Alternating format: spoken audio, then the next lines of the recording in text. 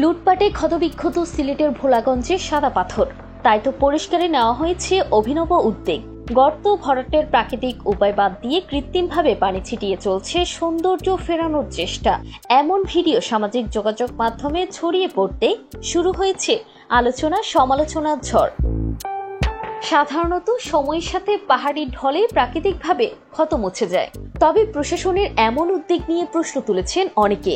প্রশাসনের নীরবতা ও নজরদারির অভাবে সিলেটের অন্যতম পর্যটন কেন্দ্র ভোলাগঞ্জ সাদা পাথর লুটপাটে ক্ষতবিক্ষত হয়। শনিবার দুপুরে সেই ক্ষত ঢাকতে ফায়ার সার্ভিসের কর্মীরা পানি স্প্রে করেন, কিন্তু এই দৃশ্যকে স্থানীয়রা বলছেন পাহাড়ি ঢলের পানিতে এমনিতেই গর্ত ভরাট হয়ে যেত, তবে কৃত্রিমভাবে শ্রমিক দিয়ে গর্ত ভরাট ও ফায়ার সার্ভিস দিয়ে পানি স্প্রে করা অযৌক্তিক বলে মনে করছেন তারা।